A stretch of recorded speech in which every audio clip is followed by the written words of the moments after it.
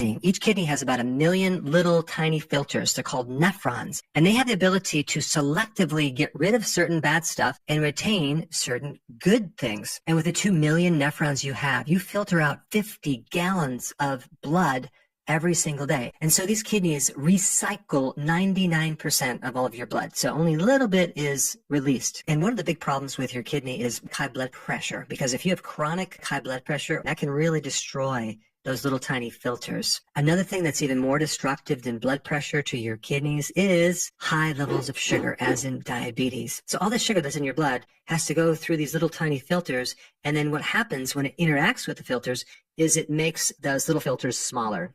So now it can't filter. So now you're going to be losing sugar and losing protein in the urine. A couple simple ways to determine if there is a damage to the kidney is, number one, do you have sugar in the urine? And number two, do you have protein in the urine? Because if you do, that can mean kidney damage. And also the color of your urine is important too, because when the kidneys stop filtering, the color of the urine is no longer kind of an amber yellow. It can get darker, and it can turn actually a lot of different colors. But one of the most important things the kidney does is activate vitamin D. And if there's damage with the kidney, you're not going to be able to activate vitamin D. And that could be one reason why people are very, very deficient. So we need strong, healthy kidneys to get rid of waste and to even retain nutrients. All right, let's start with food number one, instant noodles, like ramen noodles. So it is true that these noodles are loaded with sodium, but there's something more damaging about these noodles. It's actually a preservative. It's called TBHQ. This preservative is very toxic to the kidneys. It can actually cause the kidneys to work harder, where you actually enlarge your kidney. And it also has the ability, in some cases, to produce cancer in your kidneys. Now, I just want to bring up sodium for a second, because sodium definitely is a problem with blood pressure. When you go to the doctor, they might say that you're salt sensitive, so you have to reduce your sodium. But the question is, do we really need to reduce sodium, or do we need to increase potassium, which is more protective? Because there's just as many problems with too much sodium as there is with a deficiency of sodium. There's a condition where a person is drinking a lot of water but not consuming enough salt, and that's called hyponatremia. With that condition, you can even create fluid retention in your body, which puts a lot of strain on the kidney. And also just drinking more water puts a big strain on the kidney, getting rid of all this extra fluid. So when people think, oh yeah, what's good for the kidney? Oh, drink a lot of water. Not necessarily. You want to drink when you're thirsty, but forcing yourself to drink tons of water without the electrolytes could create problems in the kidneys. And anytime you consume salt, always consume sea salt. All right, number two, Skittles or things like this. And I'm talking about things that contain a lot of food dyes. These artificial dyes are very hard on the kidney. The kidney has to get rid of them. Now, also realize at first the kidney is going to recycle a lot of that dye, and it's going to kind of go through your bloodstream over and over and over again. You don't want artificial dyes going through your body like that. All right, next thing is fried chicken. I'm talking about the fried chicken that you would get at a fast food restaurant. You put in seed oils at very high heats. So anytime you heat a protein with a carbohydrate, as in all that flour breading, you get something called glycation. Let me explain what glycation is. Here's some protein, here's a carbohydrate, and they get connected and they bind under high heats. So now this sugar molecule is stuck to the protein. Now this protein in your body can't work anymore. That's what glycation is. So let's say, for example, you took a test for diabetes called A1C.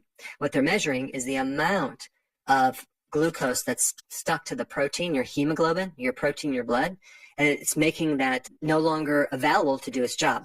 So if you have higher amounts of A1C, you have higher amounts of sugar that's connected to your protein, to the point where you start getting all sorts of complications from diabetes, okay, where things don't work. Because when the glucose gets stuck to the hemoglobin or the protein or any protein in your body, it clogs everything up, especially in the kidneys. And so when you consume something that's fried, what you're going to get is this junk that just clogs everything up. The next one is commercial bread. Now, the expiration on this was mid-July. Right now, it's September. And look at it's not even going bad. It's still soft. How can that be? Because it has preservatives, and it also has something called potassium bromate. Potassium bromate is really harmful on the kidneys. In fact, it's banned in a lot of countries except the US and I think Japan. And apparently it's carcinogenic in our bodies, especially with kidney cancer. The next one is soda. Okay, what's in the soda that's harmful for the kidneys? Phosphoric acid. Okay, phosphoric acid is destructive on the kidneys, not just from the phosphoric acid, but from the added sugar as well. And by the way, the number one cause of kidney damage is diabetes. Now, what's diabetes? Diabetes means the person has too much sugar in the blood. Well, isn't there some sugar in here? Yes, there is. And then also, why do they put the phosphoric acid in there? Well, number one, it's cheaper than other types of acid like citric acid. It can act as a preservative.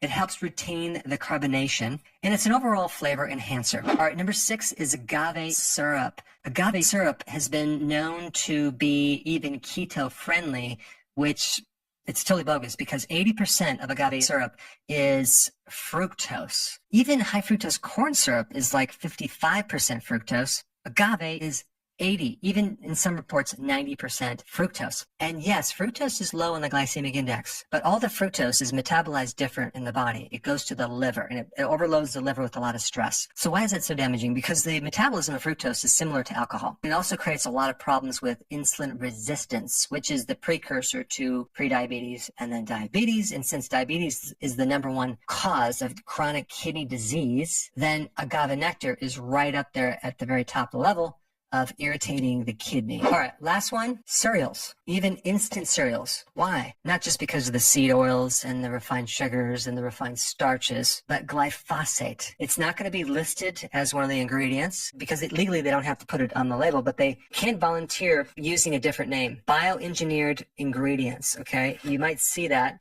That means glyphosate. Now, in certain parts of the world where they use a lot of glyphosate in agriculture, the workers who work the fields have a much higher risk of chronic kidney disease because of the heavy exposure to this glyphosate. The other thing to know is that anything GMO, like soy, corn, cottonseed, is going to have glyphosate on it, but also things that are not GMO, like oats and wheat, because they use glyphosate to dry out these grains during the processing of them. And so even though it's not GMO, they're still using them. So we talked about all the foods to avoid.